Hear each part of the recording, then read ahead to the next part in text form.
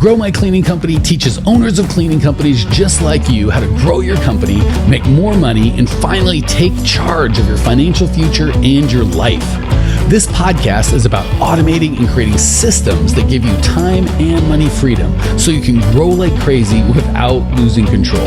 Since this is totally free, if you're getting tons of value, want to support us and make sure that you get more of the good stuff, subscribe, rate, and review to this podcast today. Now, on to the show. Hey, Cleaning Nation. Welcome to the Grow My Cleaning Company podcast. Today, we have the lovely, the talented Autumn Dell with Get It Together Cleaning. This amazing young woman started Get It Together Cleaning Services in 2018. We're recording this early 2021. She's in Loganville, Georgia, I believe right outside of Atlanta, although I've never been. She started because her kids were in school. They had some debt they wanted to pay off. So it kind of started as her exchanging her time with MOP for money. After about a year, she hired her first employee, and now she has built a team and is out of the field, not having to clean at all. Did I miss anything, Autumn? Nope, that's it. All right. Before we jump right into your question, I wanted to say, I'm trying to think of an intro. Give us your best story about maybe an employee doing something crazy, just so everyone out there is like, oh, she's for real. She's actually had employees. I've been there. Give us something crazy. Well, it's been this past week. It was a crazy week, but I feel like I was totally prepared for it. We had our newest employee. It's pretty clear she was stealing. And so nipped that in the bud, got her out, but it was no problem. Like, I got the items replaced, and luckily I had a really good relationship with the client, and they were super appreciative of how we handled it. But I had cleaners in place where I'll replace her, but it's not a dire emergency. Like, it didn't mean I had to clean. So a couple things. One, full disclosure, Autumn has been through our program. And typically we have, when people have been through the program, we share their stories, and she's going to share her story throughout. But she's like, Lindsay booked her and she's like, Autumn has a question because she has a question. So we're going to do a little bit of a hybrid in terms of when we got a client. Obviously, you'll hear her story as we go, but it's going to be a coaching call. And that Autumn had a question. I want to make sure that we help her. So that said, just real quick before we move on to your question, hopefully everyone heard what she said. I don't want you to think it's magic. It really is two things, because having coached thousands of owners of cleaning companies, I've heard more than a couple of times, oh my gosh, I've had someone steal from me, or even worse, what if someone steals from me? So it's bad enough when someone's like, someone took something, I have to deal with it, right? That as an owner, we have to deal with that. That's usually like 4% of the problem. 96% of the problem is fear. I can't hire. What if someone steals? I heard a deal like on a podcast that this woman and an employee stole. So we handicap ourselves from fear of something that may happen. It never does happen. And Autumn is a picture perfect example of what that should look and feel like as an owner when something like that happens, right? She didn't slough it off like, oh, it's okay. Our integrity is no big deal. Some people steal. What are you gonna do, right? She was very like, oh no, we fired her. We were on it. But that's it. She just moved on. She's like, we have new people. I made it right with the client. That's it. There's really nothing to talk about. So I just want to encourage all of you guys and gals that are, because again, the vast majority of you are more afraid someone's going to steal something than are dealing with someone stealing something right now. That attitude and that like, yep, it happened, we made it right, is huge. And I just want to encourage all of you guys, whether it's stealing or anything else, anytime you have something go wrong with a client, most of us see it as a problem, which it can be. It can also be seen as an opportunity. Not in coaching, it's tough because nothing goes wrong. But I had a construction company where crap went wrong. Right? You're supposed to build stuff and things are wrong and mistakes are made. And there were definitive like, this thing isn't up or it's not working. And we made mistakes. So the two ways I want to encourage you guys as service providers to deal with that is first set the stage, right? So if I'm going to clean Autumn's house or business and I go, Autumn, you hire me. And we tend to do this. We oversell. If you hire me, everything's going to be perfect. We're never going to make a mistake. Your life's going to be great. You'll never call, because they're telling us in the sales conversation, the guy doesn't call, the guy doesn't, whatever, they're complaining about this. So we have this tendency to just oversell like that. We're going to be perfect. A, it's not as effective as you think. B, now what happens when I screw up or something goes wrong or someone steals something, like now I'm a liar, right? So what I'm going to do is say something like, Autumn, if you stick with us long enough, I promise we'll screw it up. Guaranteed. There's your guarantee. We'll make a big fat mess of something in your house. The good news is I'll never leave you high and dry. We're always going to make it right. Is that okay? Autumn's never going to say no. And if she does say no, I go, well, guess what? You can't afford perfect, right? I'm sure someone out there could guarantee nothing would go wrong, but it would cost 100 times. You'd have to have a SWAT team of people making, you don't want to pay for that kind of perfection anyway. So, and then when something does go wrong, you go, hey, Autumn, remember at the beginning, I told you if you stuck with us long enough, well, here it is, and we're going to make it right. And the only encouragement I would give you is don't just make it right, make it better than right. Right. So, favorite examples at a restaurant, it's any decent restaurant, if they screw something up in a big way, let's get you a dessert, or drinks are on us. So they'll go. If I ordered the fish and they bring me the steak, obviously they're going to bring me the fish back. I'm not going to pay for a piece of a meal I didn't want, right? So, but a good restaurant's not going to be like, well, he ordered the steak. Sure, we brought him fish first, and all those friends ate without him. And 10 minutes later, we brought him what we ordered. We're square. We made him whole. It's like, well, you really didn't. But if they're like, oh, we'll get the dessert or drink or whatever, just some sort of something to be like, we're going to go above and beyond because we recognized it. I'll leave telling the story of, oh my gosh, like Mastro's, one of our favorite steakhouses here in Phoenix. We've been there dozens of times. They made mistakes twice that were not that big a deal. Both times they went way above and beyond what we even want. Like they were offering us desserts and they made it like it was a huge deal and it wasn't. So just a quick bit of coaching on that. Don't let it freak you out. Set the standard right off the bat of, hey, I'm going to screw up if you stick with me long enough. And then when you do screw up, don't just make them whole, make it better than whole. Find a present or a gift or something to acknowledge, hey, something went wrong and we're going to fix it. All right. Rant. Autumn's like, that wasn't my question at all. When do I get to ask my question? Well, unfortunately, Autumn, we're out of time. So she's like, why are you so terrible to me? I'm a client. Why? All right. So Autumn, what is your question that you actually wanted help with today, as opposed to the rant I chose to give you? Well, my question is, like, I've got a team. We have 4 cleaners as of this week. And they're doing good. But like a few weeks ago, we reached out to clients just to kind of check on them, ask for a referral, and then ask if there was anything that they had feedback wise. And there were some things. I mean, everybody loves our team, but they hesitantly said, well, maybe if this was done every time or something. And I just realized there were some holes in our services. And so right now, I'm not cleaning because I have to. I'm cleaning with them, kind of training them and kind of taking our. Oh, hold on. Something you literally just stopped. Hold on. We can't hear you. We heard you loud and clear, and then we didn't. Anything different on your end? Because you were dead silent, young lady. Oh, she's back. All right. Just give me the last 5 seconds of what you said. Okay. I just don't exactly know what I'm doing. I'm kind of in there being like, hey, maybe do this, but that feels kind of nitpicky, and I don't know. Beautiful. So, gosh, there's so much to unpack in that, both of what you're doing right. In some ways, hopefully I can give you some value to improve. So again, it's so obvious, or I shouldn't say so. It's obvious to me, hopefully you guys are seeing it, why Autumn's company is so successful. One, hey, we had a theft thing. I made it right. We fired the person. We gave the thing back. We made sure she was happy, moved on. And it wasn't what she said, it was the energy, right? So many people would be like, oh my gosh, and they'd just be all like frantic and they'd be all stressed out. Autumn's like, yeah, I got this. Second thing, did you hear the proactivity, right? I called my clients. I didn't wait for them to tell me everything was bad. I called my clients. That's a big deal. Second, it may not feel great when clients go, everything's not perfect. I like you and I like your team and, we're not furious, but there's a couple things that doesn't feel good. We want to hear, Autumn, you're the best. You make my life perfect. There's not a thing you could improve.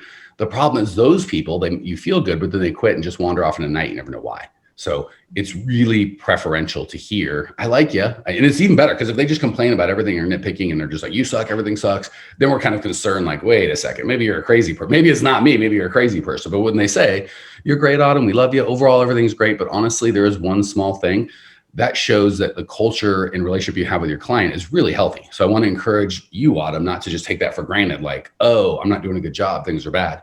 Quite the opposite. With the same restaurant analogy, I was just talking with Lindsay, our operations manager the other day, saying, at a restaurant, a lot of times they'll ask you how things are. You're eating, they'll come by. And I don't know about you, but if something's horribly wrong, like it was terrible, I'll mention something. Or if something's really good, like, oh my gosh, this is the best prime rib I've ever had, I'll mention that. But generally there's 92% or 98% of the time, it's somewhere in the middle, right? Like, and there was a little like, oh, this wasn't quite good or this wasn't whatever, but it's small, so I don't mention it.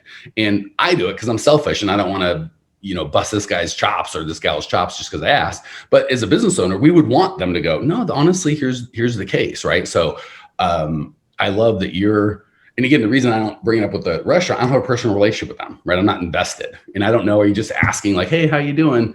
Do you really mean how am I doing? You want to hear? Or am I supposed to just say, fine, how are you, right? So because my relationship with them isn't as good as your relationship with your clients, I say, fine, how's your day, right? Like, how's everything here? It's fine. And then he moves on thinking everything's fine. And maybe it was, maybe it wasn't. But I love that Autumn and Cleaning Nation make sure that when you ask, don't get upset when they say something. Be happy, because the alternative is I go, oh, everything was fine, thank you for asking, and I turn to my wife and go, man, the thing was late and the food was cold, we're never coming back, and we just never come back, right? And that's it, that's the end of it. So we definitely want them to respond the way they responded. All right, the second thing is, I love that Autumn, a lot of people get uptight, defensive, right? Like, hey, how's everything? Well, the food is a little cold, and the guy, I asked for a side of this and he forgot, and the guy's like, well, John's been here for 5 years, and he gets all huffy. I'm like, whoa, I'm out. You asked me, dude. And that is for sure the last time I came, right? So Autumn said it perfectly. Yeah, they had some concerns. And doesn't sound like she got defensive. Doesn't sound like, okay, that's just Mike complaining. She's like, they had some concerns. I want to fix it. So all that's good. And you taking action to fix it's good. The one piece of feedback that I think we can switch in your mind that we'll just take from good to better is two things. One, please make a distinction between training and cleaning. So you're like, oh, I'm out there cleaning, not because I have to. You are not cleaning. You are training. And if in the process of you training your people, something happens to get cleaned or you happen to pick up a rag, that's fine. Does that make sense? Right. Yes. Okay. So perfect example. I don't do any one-on-one coaching. There's no amount Autumn or anyone else could pay for me to, I shouldn't say there's no amount, but it's a ridiculous amount that no one would pay, right? Like I don't do one-on-one coaching. But when Autumn says, so I could say to friends or family or business associates, oh, I don't do any one-on-one coaching, but they go, you're coaching Autumn one-on-one right now. It's like, no, I'm creating a podcast. And one of the results of that podcast is Autumn is going to get some coaching, which is great. But this is really 1 to thousands coaching, right? So for all of you owners of cleaning companies, please don't go, I'm out in the field to check on just to bring my employees Cokes or to encourage them or to give them training or to check on clients. That's not in the field cleaning, even if in the act of doing that, you clean something. So are you okay with that kind of massive distinction? Yes. Yeah. And that's helpful. Okay. So yeah, don't even say I'm in the field cleaning, but I don't have to. I couldn't say I'm in the field training, because that's really the case. And obviously, if you're training someone to clean, at some point you might clean something. That's fine. It's not cleaning. That's training. Okay. So that's the first distinction for everybody. And then for Autumn, the last thing I want to give you is, I love your fear of like, I don't know what to teach them. So just about always, whether it's hiring, training, on the initial training or doing the ongoing training, which is kind of higher level stuff. Most people are so like, I can't get people, I can't get them to stick. I don't know how to get someone from stranger to trained. They're so busy in that. Now that Autumn's got that locked out, your ability to be like, now I want to continue, create a system to continue that training. So they're always continuing to stay good. That's the money. That's the high dollar stuff that owners should be working on. So you're doing everything right, like you should be.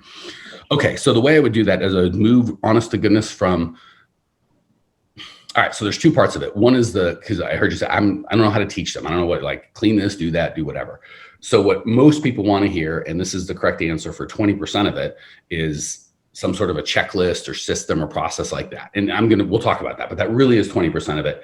80% of it is making sure you have the right person, right? So I'll give you the checklist part first, which I don't want to focus on. And then we'll talk about the core values part, which is really the key to the whole operation. So easiest way is there should be a checklist.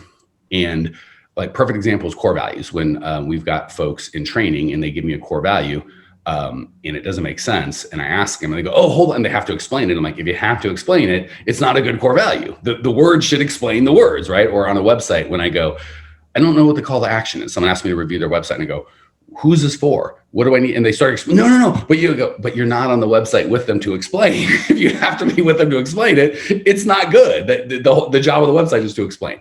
So the goal I would do, the way I would create a checklist is I would just create your crappy version 1.0, right? That's something we teach, just terrible version 1.0, get it out there, have your people use it and just stand there silently. And they're going to do something wrong. And you're going to go, And you're going to be quiet and write that wrong thing down. And then after they've gone through the whole thing, then you'll take them with the checklist and walk through them with the notes, and you make version 2.0 of the checklist. And at some point, you'll get to the point where 80-90% of the stuff is caught on the checklist. It's never going to be 100% because there's always new circumstances that come up, right? So that's the checklist part. Is you make a checklist. The only magic to that is zip the lip, right? You're going to be tempted to go, no, but you don't understand. The checklist is clear. Let me just explain. The problem is maybe the checklist is clear, right? I do that with my coaching all the time. I'm like, this is clear as a bell. But if they don't get it, they don't get it. I got to fix it. I can't yell at you guys, be smarter. I have to yell at me and go, coach better, right? Like, that's why I'm here. So no matter how clear you think your checklist is, if people are consistently doing it wrong, write it again. Even if you're right, who cares, right? If you're like, you should get it. Maybe they should, but they don't. So what are you going to do, right? Same with the website. If I'm going to your website, you're like, hey, dummy, you should get this. I'm like, maybe I should, but me and all the other visitors don't. So fix your website as opposed to, you can't be at every website visitor yelling at them. Look here, click here, scroll here. You're missing the point. So that's the 20% of the checklist part. The reality is if you have the right person, they don't need a checklist. And if you have the wrong person, all the checklists in the world aren't going to help. So I use myself as an example because I can't think of a worse cleaner in the world. But let's say we shared core values, and I don't have yours memorized. I've got mine memorized. So I'm having fun, making money, being real, and helping out. So say those were your core values, and I came to work for you because I'm really attracted to those core values, right? And I'm not a real good cleaner, truth be told. But I was about having fun, right? I know if I do a crap job, the person's going to yell at me, maybe you, maybe my partner, who it's not even their fault. I just know that's not going to be fun, right? So I think it's a lot more fun to be an honest person. And if I'm going to take money, do the job I said I was going to take the money, like make everyone happy is to me fun. Be real. If you say you need to do X, Y, and Z to do a good job, or you need to clean well, if they're not happy, that's not cool. And I go, I'll make them happy, Autumn. I'll take your money. I'll do a good job. I can't either. I have to not be real because I lied and took your money, even though I had no intent of doing a good job, or I have to do a good job. Make money. I know you're not going to make money and I'm not going to make money if we do a crap job, and then help out. Who am I helping if I do a crap job? So even though I'm not a good cleaner and I wouldn't want the job, if I accepted the job, which I wouldn't, but if I did, because of my core values, I'll do a great job without I don't need to check. You know what I'm saying? There's no checklist to be like, do a good job. You know what I'm saying? You know what half-ass looks like. You know what a good job looks like. Do a good job. Because I'm a core values match, I'll do those things. However, with no checklist, not to say you wouldn't give me a checklist, but I'm still going to do a good job, right? If I'm not a core values match, you give me the perfect checklist. Let's say I could give it to you. The problem is if I'm not there to have fun and I'm cranky and I'm not being real and I'm just disingenuous with you, I don't care about helping anybody out other than myself. And I don't even care if you make any money.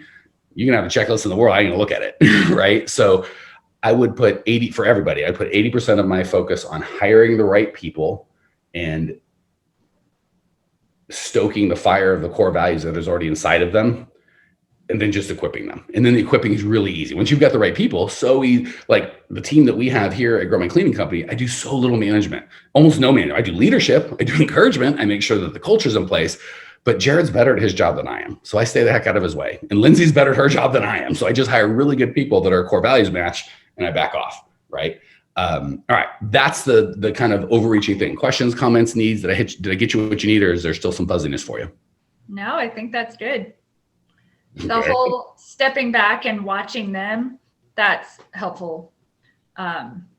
Because I mean, I don't know. I'm like, do I clean beside them? So no, that's much better advice.